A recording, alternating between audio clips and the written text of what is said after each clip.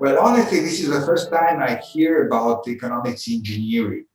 I understand more economics close to policymaking, and I would call it that way. I have nothing against engineers, absolutely. I think they're very relevant and so on, but I wouldn't call it that way. I mean, I've never been calling that way. There is a lot of, in economic science, there is a huge variety.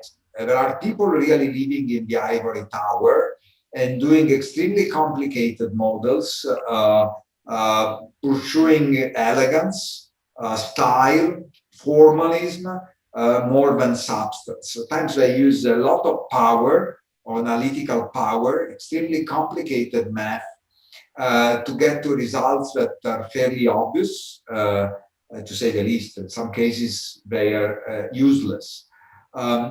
So that part of a science. In the science, there are also people working and developing methods that can be applied to very serious issues and problems and help in instructing a decision in a better way. So I think in science there is a lot of variety. And clearly there are wonderful examples, good examples, like people working on under development, the work done by Esther Duflo, Banerjees, and Michael Kramer, and that has been rewarded with a Nobel Prize, is something that certainly is extremely useful. On labor, the work done by David Card and others is certainly an example of development of methods and the use and collection of data and the use of data to answer difficult questions and to provide guidance on these issues based on empirical evidence.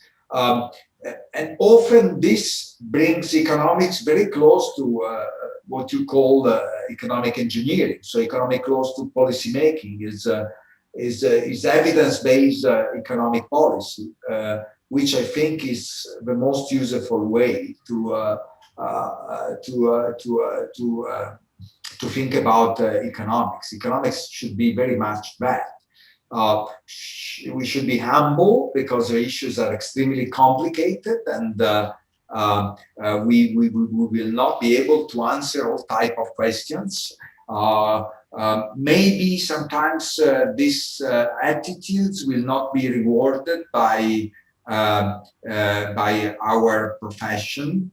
Certainly would not perhaps induce a brilliant academic career, although there are the exceptions I was mentioning before. But I think would be extremely useful. No, people like Mario Draghi, for instance, certainly they do not have any academic, clearly never been, considered as being, academic economist, and but certainly are people who have been playing a very important role